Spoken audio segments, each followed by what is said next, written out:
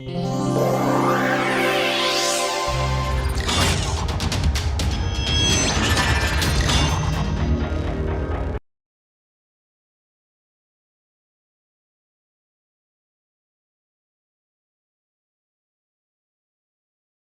we will today discuss the answers to this quiz that we had last week, and what I would like to do is to also make comments.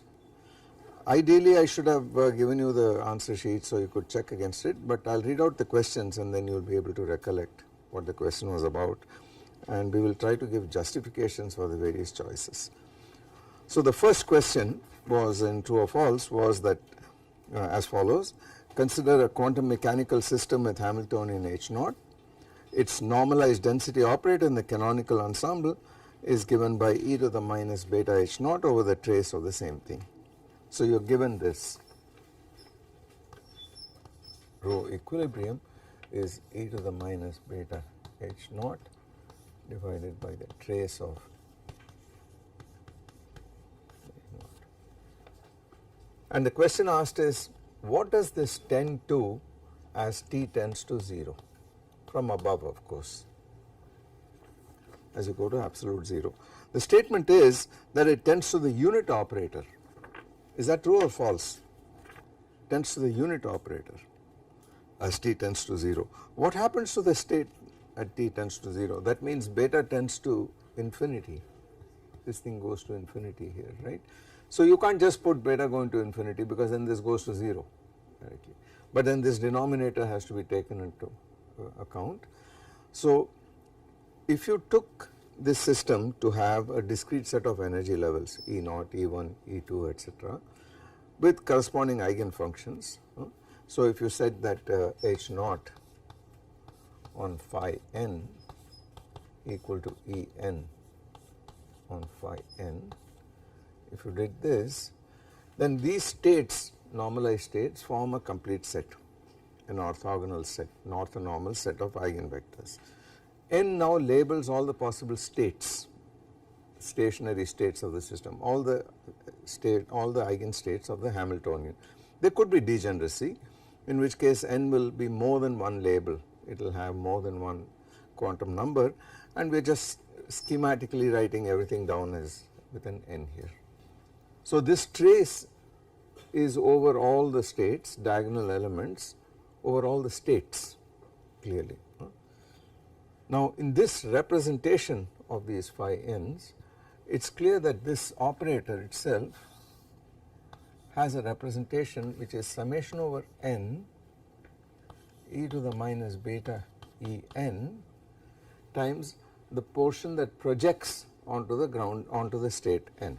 So this is phi n divided by summation over n e to the minus beta E n. This is over the states n. And out here when you take phi n, it is normalized to unity and you get this here. So the question is, what happens to this?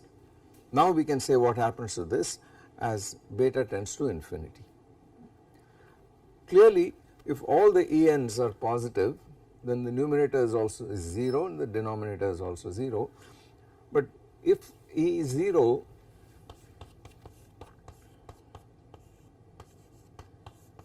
is finite, we do not care if it is positive or negative, we really do not care where you start measuring the spectrum from.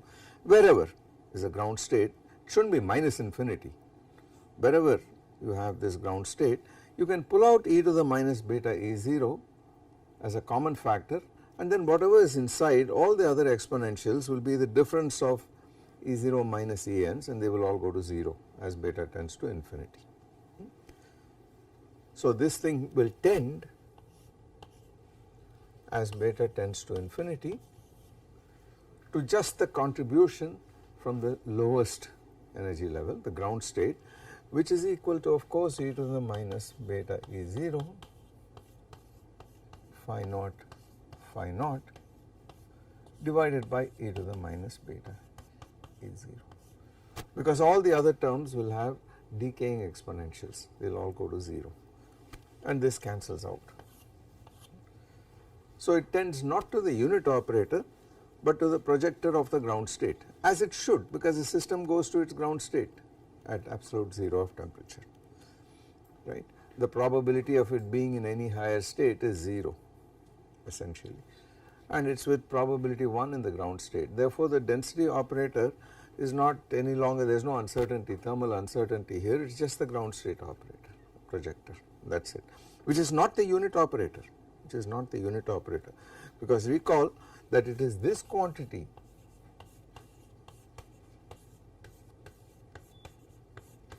this is equal to the unit operator. At T equal to infinity, you can ask what happens if the temperature becomes infinite.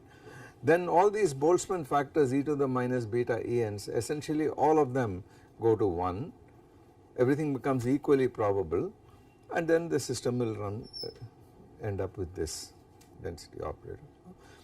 You see, if these are the energy levels of the system, they do not have to be equally spaced, and this is the ground state E0. What statistical mechanics is telling you is that once you have a certain finite temperature, then there is an average energy and there is a variance, a scatter about it, okay. On the other hand, if the temperature becomes infinite, then kT, which is the thermal noise, the quantum of thermal noise, becomes much larger than the gap between energy levels. So these gaps are irrelevant completely, and the system will just freely move around from state to state, and therefore there is no bias at all in this case, and then every state is equally probable essentially in the limit. But as the temperature is lowered, the bias comes more and more strongly towards the ground state, till at T equal to 0 everything sits in the ground state. So that is a fundamental property of equilibrium statistical mechanics, and the answer therefore is false, it is just the projector of the ground state. Okay. The next statement is, given that the x component of the velocity of a particle of mass m in a fluid satisfies the generalized Langevin equation with a memory kernel, which is a decreasing function of its argument, and eta of t is a stationary noise. All you are given is that this is a stationary noise, you are not given anything more. So the statement is mv dot of t plus m integral minus infinity to t dt prime, some memory kernel gamma of t minus t prime v of t prime is equal to, on the right hand side, the random force eta of t, and this is stationary. So we are told that this quantity here has 0 mean at any time, and eta of t, t naught, eta of t naught plus t equal to a function of t. The origin does not matter, that is all you are given. And you are also told that this quantity gamma is a decreasing function, positive decreasing function of its argument for all positive values of its argument, right. So that is all you are told, nothing more. And then the statement is V of t is a Markov process, and its density function, conditional density PDF, satisfies a Fokker-Planck equation. This is true or false? It is false, because there is incredible memory sitting here.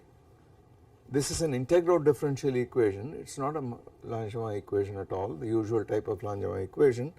If you insist on writing this as a differential equation, you will have derivatives of all orders in the time variable. So there is a lot of memory in this business, and it is not a Markov process. So there is no chance that the probability density function PDF satisfies the Fokker-Planck equation, none whatsoever, it is not a Markov process. But there is actually an interesting theorem which says that if this is stationary and Gaussian, which I have not said in this problem, but if this is stationary as well as Gaussian, then it turns out that the density function PDF, P of Vt V naught, this is the conditional density, turns out in that case when this is also a stationary Gaussian process, to obey an equation which looks very much like the Fokker-Planck equation, but it is not a genuine Fokker-Planck equation. In particular you have to recognize that if it is not a Markov process, then this 2-point conditional density alone does not determine the rest of the process. You have got all the joint densities on top of it. So the fact that this satisfies a certain Fokker-Planck like equation might help in calculating this quantity and therefore the autocorrelation, but it does not help as far as understanding the nature of this stochastic process. That is much more intricate than this. Well, then one of the questions says that this, it is inconsistent for eta to be delta correlated. That we can see right away, we will see in a minute that it is not, this cannot be delta correlated. So the question is, suppose I tell you this is a stationary process, it is not delta correlated, it has got some finite correlation time. What is it you can say about the output process here? Well, for that you got to take recourse to these fluctuation dissipation theorem, which we will talk about in some detail. So you can make some statements about the autocorrelation of V of t, compute it, but in general to find out what is this process, what is its probability density function exactly, that is not doable from this as it stands. Okay. You need to know all the properties of eta of t, and case by case you have to analyze it, which is not a trivial task. Okay. So the statement is it's false, the statement is false. Next thing says the assumption that the autocorrelation of eta of t is proportional to a delta function leads to an inconsistency. Is that true or false? That is true, it definitely does, as follows. So we can see what the problem is. You see, all you have to do is to ask what is the second fluctuation dissipation theorem in this case. Recall that the original Langevin equation, which had this mb dot plus m gamma v, just a local function with a constant gamma, the ordinary Langevin equation, this was set equal to square root of gamma times eta of t. This was a Gaussian white noise with 0 mean and a delta function autocorrelation, right.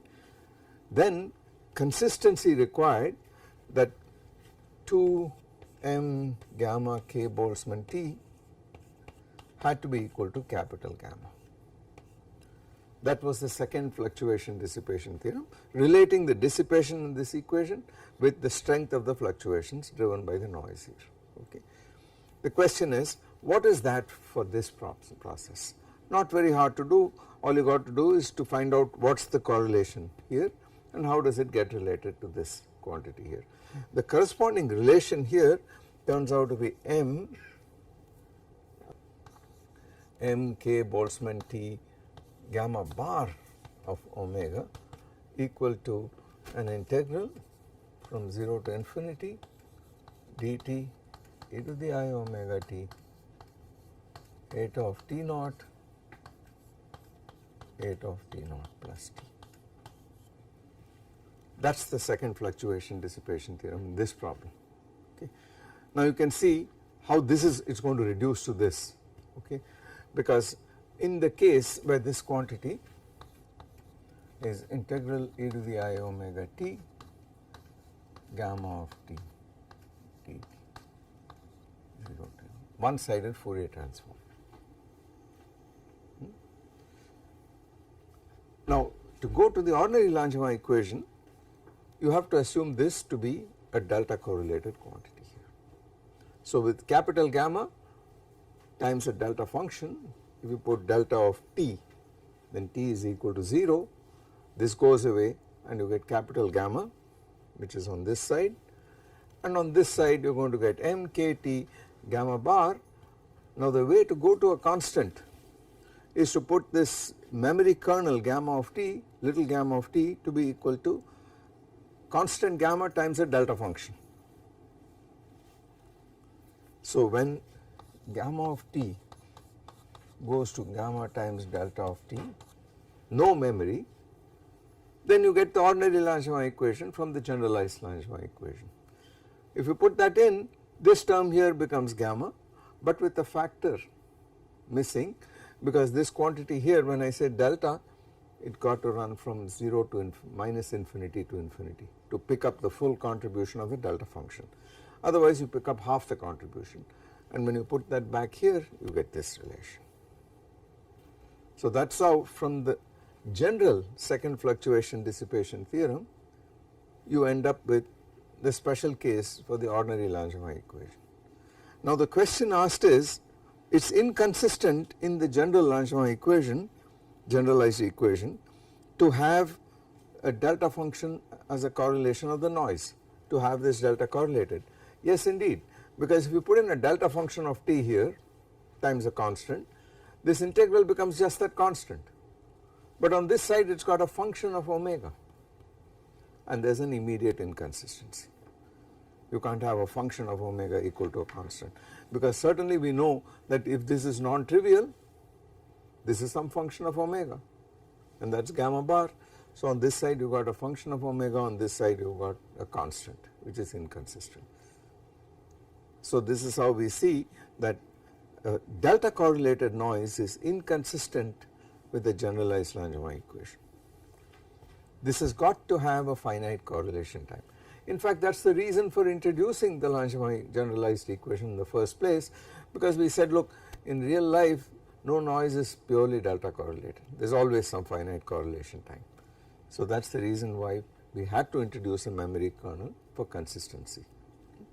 So the statement as it stands is true. Okay. The next question says the dynamic mobility of the particle vanishes for infinite frequency as omega tends to infinity.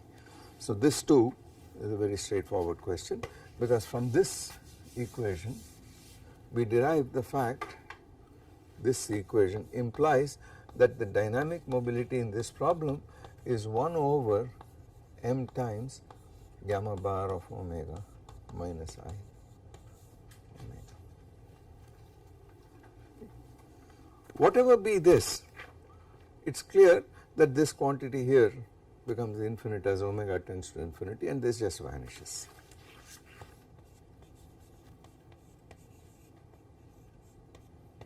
Tends to 0. And physically that is expected, because the dynamic mobility gives you the average velocity amplitude for a given sinusoid amplitude of some sinusoidal frequency omega.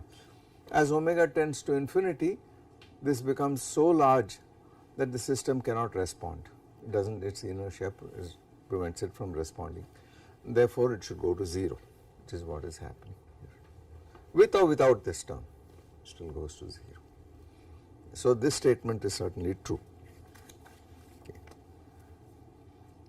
The next one is a little tricky. It says in this model, the generalized Langevin equation model, the equal time correlation between the velocity and eta, the noise eta, is not equal to 0, but the equal time correlation b of t with the acceleration b dot of t is equal to 0. And the question asked is whether this is true or false.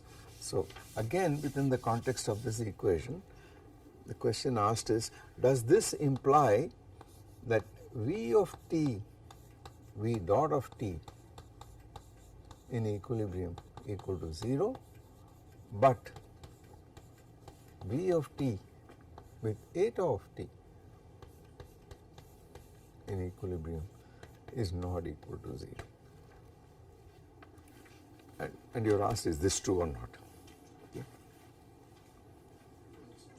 It's true, it's true, because the whole point about fixing the causality and stationarity conditions in this problem, well, the first problem was in the ordinary Langevin equation, while we discovered that the correlation of the velocity is stationary, the velocity is a stationary random process, that v of 0, v of t in equilibrium is e to the minus gamma modulus t, we ran into the difficulty that stationarity was apparently violated, because if you took v squared of t average, that is equal to kt over m Maxwellian, and you differentiate both sides.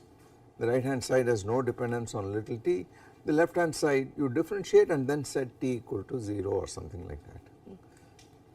Then you immediately discover that this must be equal to 0. For a stationary process, any stationary process, xi of t, xi dot of t must be equal to 0 on the average. That is the meaning of stationarity. But the Langevin equation violated it. The question is whether it is true in this equation, and the answer is yes, it is true. This thing can be established rigorously, this is certainly true. But is this true or not? Now in the ordinary Langevin equation, we took this quantity, the force on the right hand side, to be uncorrelated to the velocity at the same time, arguing that the force determines the acceleration at any given time and the velocity comes a little later after integration. So this quantity is certainly 0 by causality. But that led to a problem, that led to an inconsistency with stationarity here. To fix that, we took this problem and said, look, stationarity has to be rigorously attained here because the equilibrium is tells you that this velocity is stationary, but causality has to be written more carefully, that the effective random force is not this but a portion of it which comes from the history here, and the assumption of causality was that the velocity is uncorrelated with that effective force at a later instant of time. When you did that carefully, then it turns out this quantity is not 0 at all, but rather it has got a finite value which also we computed, I think. So somewhere along the line we had this here. So it turns out that in this model, if you compute this thing here, this turns out to be equal to m times an integral from 0 to infinity dt prime gamma of t prime v of 0 b of t prime in equilibrium.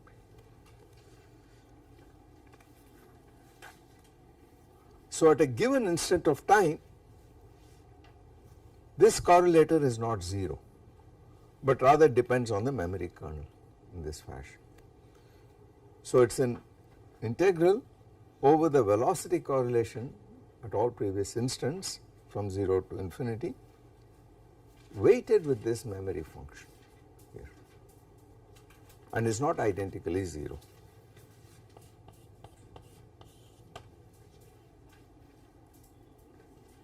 Okay. So the statement as it is made is actually true, but this is a little trickier to evaluate, but it is straightforward to evaluate it after we make the proper causality assumption here.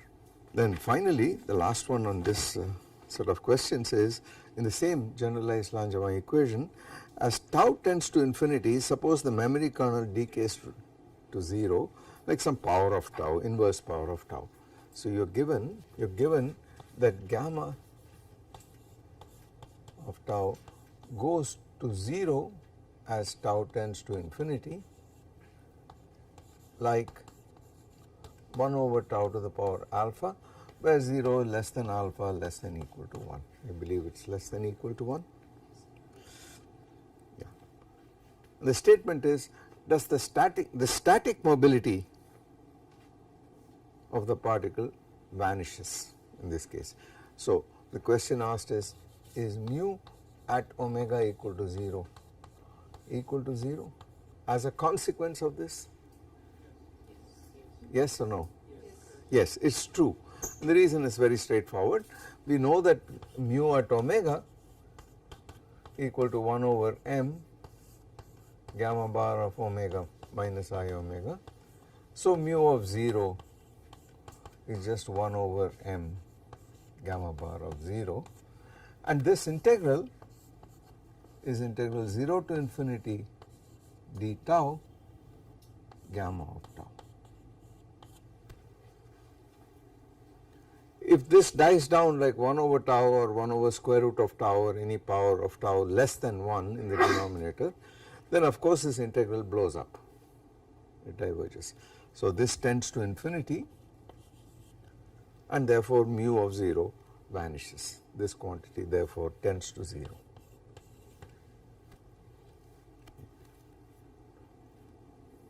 Because this memory is so strong, this dissipation, this is like the effective drag is so strong that the system does not move.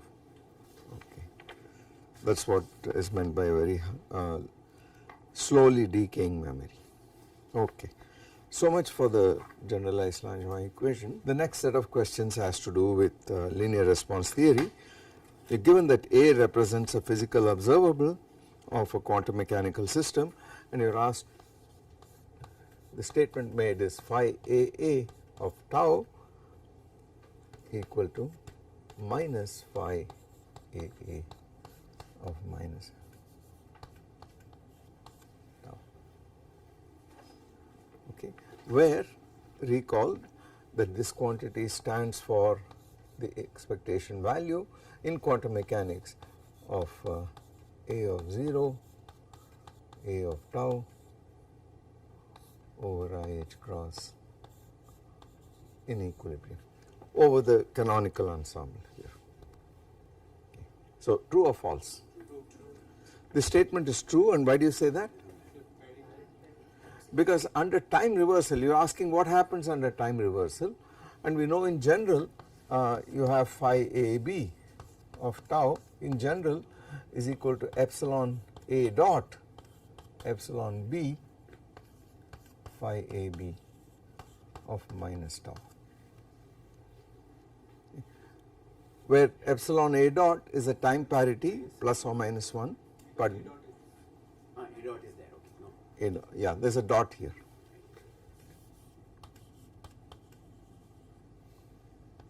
Which is equal to minus epsilon A epsilon B phi AB of minus tau, because A dot and A have opposite time parities like position and velocity or velocity and acceleration. So, in this case A is equal to B, so phi AA of minus tau equal to minus phi AA of tau, because epsilon A whole squared is 1, whether it is plus 1 or minus 1 does not matter, epsilon A itself, the square is always 1. So, this response function is an odd function of tau, okay, and that helps us answer the next part of it. It says that the corresponding generalized susceptibility and spectral function are related according to real chi AA of omega is equal to half phi AA tilde of omega. So, you are asked, is real chi AA of omega equal to 1/2 phi AA tilde of omega. Is this true or false? Well, because of this thing implies that its phi AA tilde of omega is actually 2i times the imaginary part of chi AA of omega. Had this been a symmetric function, this would have been twice the real part, but because it is antisymmetric, it is twice the imaginary part. But now we know that the imaginary part of the susceptibility is an odd function of omega, while the real part is an even function of omega, and in this case the spectral function is proportional to the imaginary part. So, it is clearly an antisymmetric function, and therefore this statement that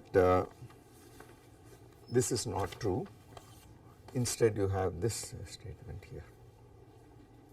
Okay. So, that is the correct statement. Okay. So, the spectral function is therefore an odd function because it is proportional to the imaginary part of chi. So, this of course immediately implies phi AA.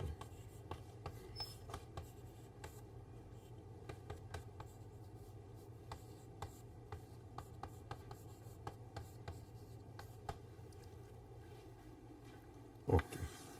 So, that takes care of this part.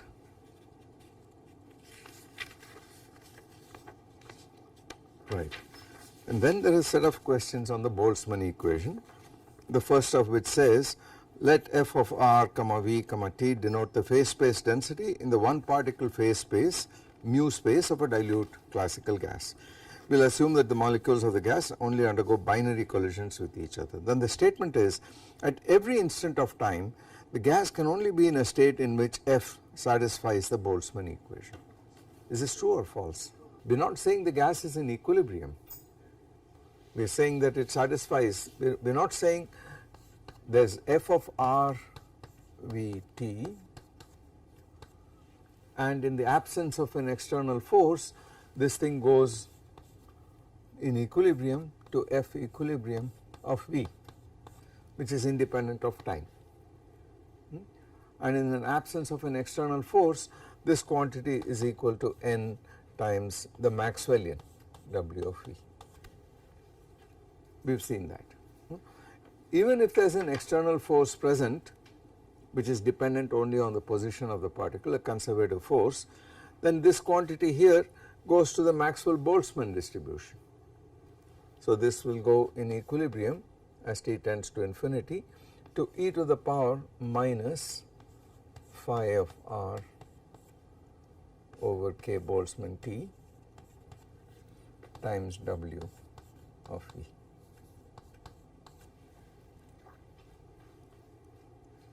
Right, apart from some normalization factor such that the whole thing is normalized. Okay. The integral of this over d3r d3v should be equal to the number density n over. So this fixes, this constant will fix that normalization. Okay. Now the question is, at every instant of time is the Boltzmann equation satisfied or not? We are not saying that at every instant of time the phase space density is the equilibrium density, we are not saying that at all. The equilibrium density could happen in between, it could occur, it is one of the possibilities. The gas could be in a state where it's exactly, where this density is exactly the equilibrium density, and as t tends to infinity we know that it attains that. Okay. And now the question is, at every instant of time is the Boltzmann equation itself valid or not? Well, no, in general no, because you see the Boltzmann equation is valid if and only if the assumption of molecular chaos is valid. If and only if in mu space we have said that at some point r inside this cell, the center of a cell in mu space, we have assumed that the probability that you have a particle in this r with velocity v, v1 and t, probability density is this, and the probability density that you have two of these guys with velocities r1 and velocities v1 and v2 is the product of these densities. What does that mean? That means there is no correlation in velocity space at all. Okay. This would certainly not be true if there are recollisions. Something hits against this particle, it goes and hits another particle and comes back and hits this, then this kind of assumption is not valid anymore. You can easily see that it builds up a correlation between these two particles. Okay. That is immediately clear. Take the simplest possible example, put everything on a line, let us say the particles are equal mass, and put a wall at one end. Particle A is sitting here, particle B comes and hits it, bounces back, hits the wall, comes back and hits A. Surely the velocity of the projectile the second time is dependent on what happened the first time. Okay. So this is no longer true. It is only true at some instance of time, and at those instants the Boltzmann equation is valid. So the answer is false. The Boltzmann equation holds good only at those instants where the molecular chaos assumption is valid. In between there are all kinds of states possible which do not satisfy the assumption. Okay. Sir, but the question specifies that molecular chaos and binary collisions. No, it says let f of v r comma v t denote the phase space density in the one particle phase space or mu space of a dilute classical gas. We assume that the molecules of the gas only undergo binary elastic collisions with each other. that is it. That means no energy is lost. And then the statement is at every instant of time the gas can only be in a state in which f of r v t satisfies the Boltzmann equation, and that is not true. That is not true. Okay. The next statement says since the Boltzmann equation is a first order partial differential equation in T, delta f over delta T equal to something or the other, it follows that R and V comprise a 6-dimensional Markov process, because as you know, for a Markov process the master equation says that the density, whatever be the conditional density, satisfies a first order differential equation in time. What that equation is depends on the actual process, the transition rates and so on, but it satisfies a first order process in time. And not only that, it satisfies a chain condition. So it is even, if you like, a non-linear integral equation, just like the Boltzmann equation. But is the Boltzmann equation a Markovian master equation? What do you think? So if you recall, you had delta f over delta t plus there were terms like v dot gradient with respect to r f. That does not bother us, because this sort of term appears even when you write down the Langevin equation in phase space. When we wrote down the Kramer's equation, for instance, we got terms like this, we got these streaming terms plus f over m dot gradient with respect to v of f. This is equal to, on the right hand side, delta f over delta t collision. And if you recall, this was a complicated integral which involved quadratic squares, I mean products of two f's at this, two f's minus final minus initial and so on. We had a very complicated collision term here.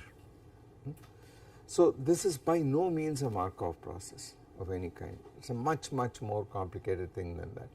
Finding what the correlation is between the autocorrelations and so on in this case is very tricky, because you have to essentially solve this Boltzmann equation. And notice there is no explicit randomness which is brought in anywhere here. You have, in principle, you are supposed to know this on the right hand side and solve it self consistently. So it is certainly not a Markovian master equation by any means. However, if you recall, when we looked at the so called single relaxation time approximation, in the case when you linearize the Boltzmann equation, now we did not clearly explain what are all the assumptions which you need to do the linearization, but if you did, it is a small departure from equilibrium, and on top of it you make the single relaxation time approximation, then under suitable cases the velocity relaxed like a Kubo-Anderson process. It relaxed like a Markov process. So that is a special case of a special case. In that case you can mimic it, but that is a crude approximation to the actual Boltzmann equation. This is not a Markovian master equation. And it does not say how strong the collisions are. It just says V1 and V2 go to V1 prime, V2 prime.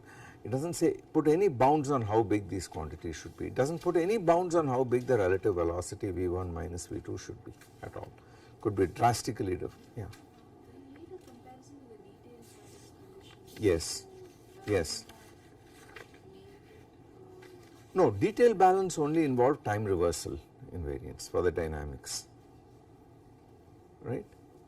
So in general what you do is, for Markov processes, if detail balance obtains, then you can write down the equilibrium distribution by using the detail balance condition, just as we could do so here too by inspection of that collision integral. But there is nothing which says detail balance should be there, because in a Markov process I can specify the transition rates probabilities between different states of the system quite arbitrarily, subject to some ordinary conditions. But the fact is they are completely arbitrary. There is no reason why detail balance should apply at all for a general Markov process. Okay. Whereas here the physics is saying that it does apply, because ultimately the collisions, the dynamical process of the collisions is time reversal invariant. Whatever is happening there is assumed to be time reversal invariant. Okay. So there has been some physics has been put in about the molecular level process of scattering, and then you get this detail balance coming out, popping out. Okay. Okay. And finally, consider the gas in the absence of an external force. And the statement is for any given distribution f of v comma t, there is no dependence on r, the Boltzmann H function is defined as f log f integrated over v. Statement, h of t is a monotonically decreasing function of t, true or false? So let us be careful.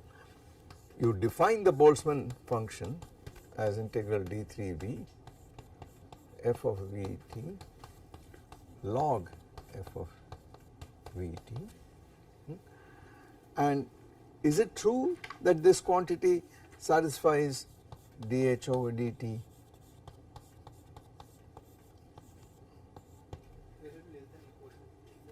Alright, less than equal to. Is this true?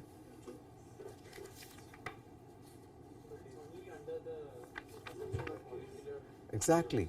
You see the definition, this quantity, you give me any distribution and I will define this quantity, the H function.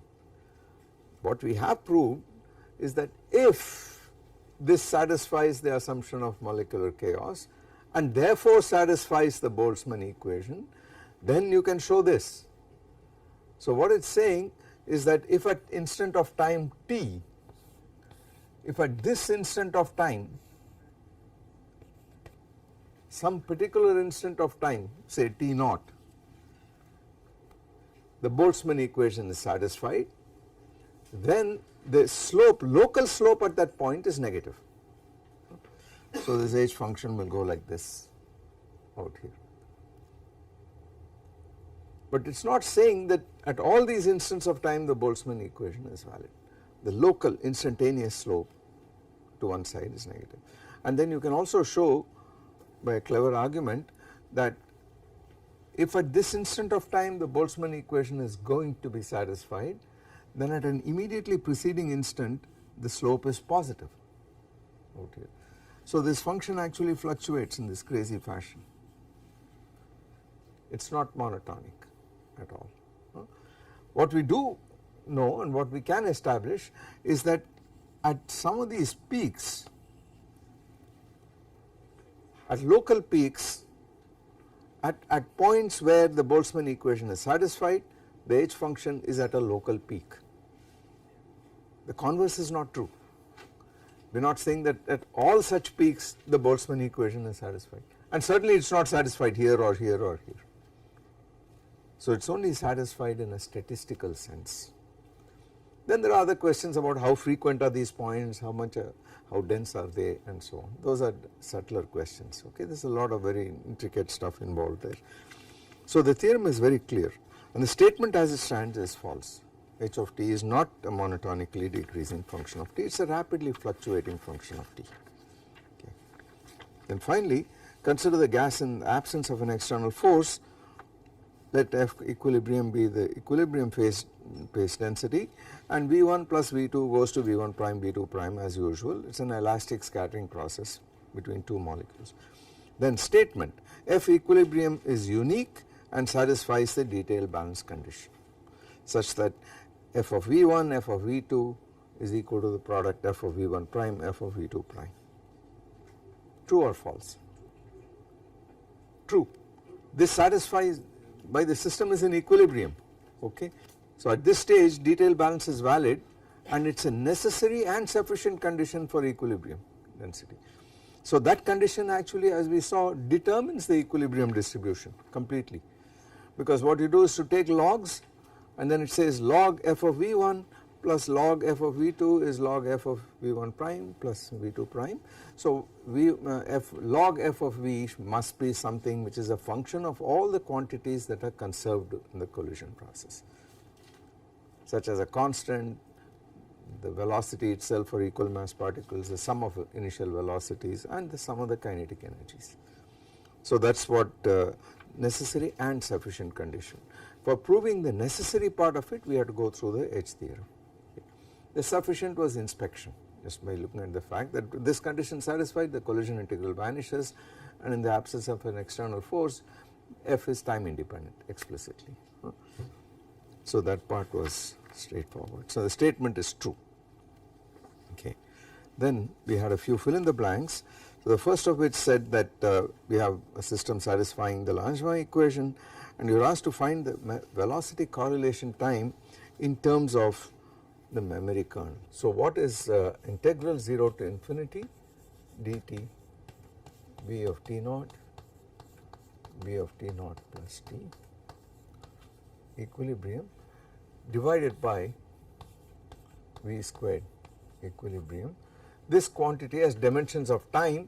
This is by definition tau, the velocity correlation time. And the question is, in the ordinary Langevin equation this was gamma inverse. The question is, what is it in the generalized Langevin equation? Pardon me? Yeah, this quantity is equal to 1 over gamma bar of 0. And the way you establish that is to go back to the first fluctuation dissipation theorem, which essentially says that if you multiply this by e to the I omega t, then you get this quantity is equal to v squared equilibrium, which is kT over m as usual, divided by gamma bar of omega minus I omega. All you have to do is to set omega equal to 0 and divide by this quantity. So that immediately tells you, this implies that tau velocity is 1 over gamma bar of 0. As indeed you can see that in the case of constant friction, this will go to 1 over gamma. But again I repeat, in the generalized Langevin equation, this quantity is not an exponential, decaying exponential, something much more complicated. You can easily see what it will be. Instead of this e to the I omega t, imagine this to be the Laplace transform. So certainly this is true, e to the minus st of this is gamma bar of s, where this is the Laplace transform plus s. Therefore this quantity is the inverse Laplace transform of this expression. Had this been a constant, that is just e to the minus that constant times t, but this is some complicated function of s, we do not know what it is in general. So the correlation function can be very messy, very messy indeed. You have to invert this Laplace transform, and it is not a rational function of s in general. Okay. Then the next one was to find the Fourier transforms of A of 0 B of t, commutator,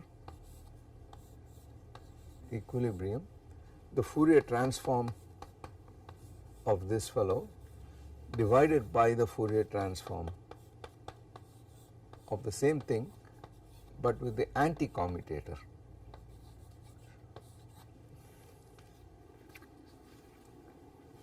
Now we know that this thing here was equal to the spectral function on the right hand side,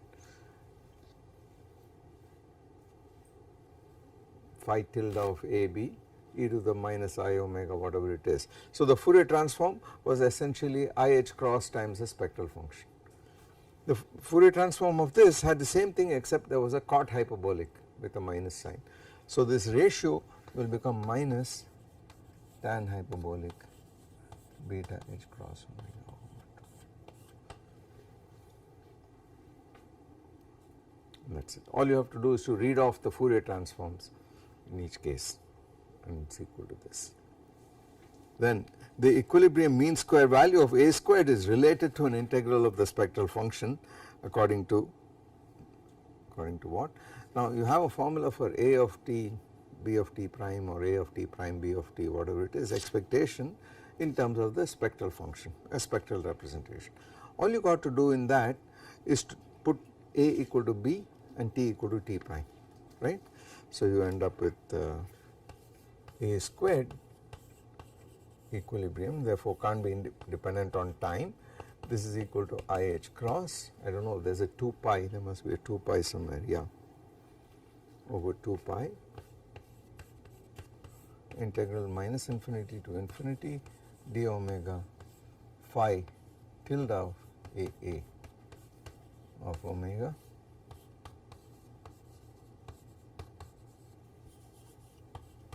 or 1 minus e to the beta h cross omega. That is it. Yeah. Get a different expression when we use the plus commutator and divided by 2. Yeah, you get an apparently different expression. So what happens? If you use a of t, so you have one expression for a of t prime b of t. Then you have another expression for b of t a of t prime. Then you have a third expression for the sum of the two, which is really the Fourier transform, which is this guy here, right. In every one of these, except in the commutator where if you put a equal to b and t equal to t prime, you get 0 equal to 0, except for that all of them will give you expressions. There is only one expression, right. So what is happening? Yeah, they will all give you exactly the same. If you simplify this is, if you simplify this thing here, this, I pull out a half h cross omega here, and then this becomes minus sine hyperbolic or whatever it is on this side, right. So they will all give you exactly the same expressions. One of them has an e to the beta h cross omega on top, this one does not have it at all. But you can convert one to the other, you have got to be a little careful. You also have that e to the I omega whatever it is, right. So in doing this conversion you may have to change omega to minus omega. Okay. So it is just a little piece of algebra that you have to do. But you should satisfy yourself that all of them will give exactly the same expression. I can write that in several ways. Then there came these questions on diffusion, which I think would might have been a little tricky because we did not spend too much time on this when I discussed this topic. So the first question says to find for diffusion in 3 dimensions, we have the Gaussian's fundamental solution of the diffusion equation, and then you want to find the probability distribution of r squared, which is also a random variable. Now that is straightforward because all you have to do is first you find the probability distribution of little r, which is 4 pi r squared times the fundamental distribution, and then so let us suppose that you have p of r comma t equal to 1 over 4 pi dt to the 3 halves e to the minus r squared over 4 dt. From here you go to, let me call it phi of r comma t, the distribution of r itself. This is just equal to 4 pi r squared p of r and t. It's this density you integrate over angles and you get the distribution PDF of the radial distance. Okay. Then you want to go to rho of r, but we know that rho of r dr equal to phi rho of r and t.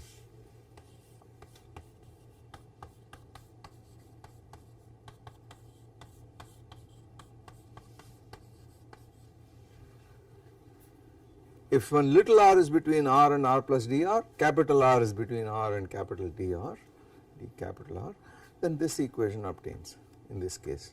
Both are positive, so we have no problem. It is being mapped only once. So if you plot r and r, it is a 1-to-1 map.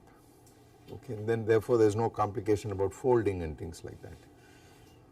So this immediately implies that this quantity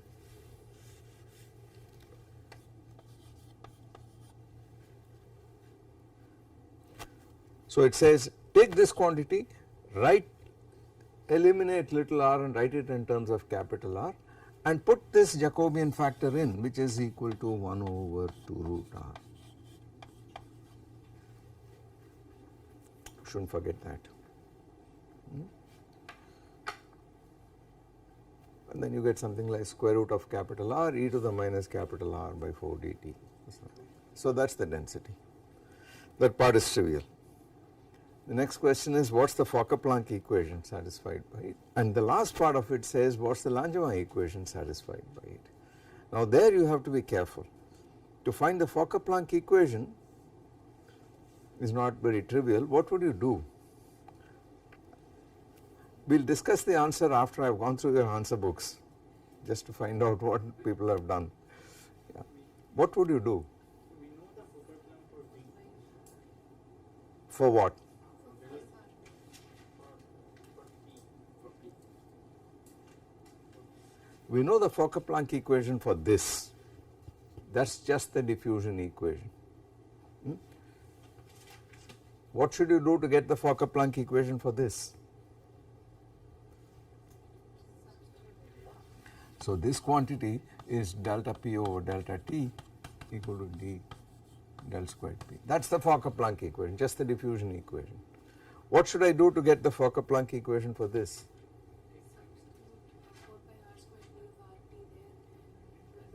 In this equation, put P equal to 5 over 4 pi r squared and then solve, write it as an equation for phi.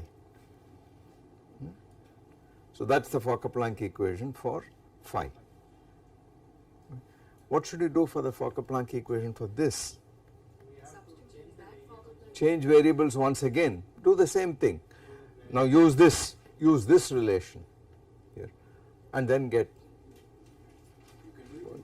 You can do it in one step, of course you can do both these in one shot, right. Crucial point is each time you have to keep track of the Jacobians. This one is a phase space factor and this one is a Jacobian factor, you got to keep track of that. So you got the Fokker-Planck equation for rho, and then you got to use this correspondence backwards in order to get the Langevin equation for capital R. That will have a drift term and it will have multiplicative noise, so it is not the ordinary diffusion equation. Could I have just done this by starting with the Langevin equation for little r and then going to capital R? After all, if I get some equation, do not ask me how, equal to something or the other, can I simply say r equal to r squared implies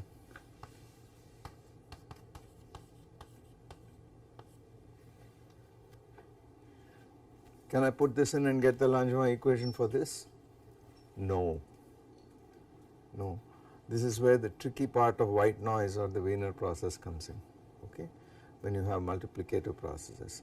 Whereas going through this route of this correspondence between the Fokker-Planck and the Langevin equation systematically is a shortcut, okay, to get the Langevin equation for capital R or little r for that matter, which are non-trivial statements, because this so-called white noise that we talked about is not a well defined object mathematically. You have to use what is called a Wiener process, and then you have to use Ito calculus, which is somewhat different from normal calculus. So we will not do that, but I will mention after I go through your answer books, we will come back and I will mention what the right answer here is. Okay. So that this last portion would have been a little time consuming, the rest I think was very straightforward, etc. Okay, so we will start next time with critical phenomena.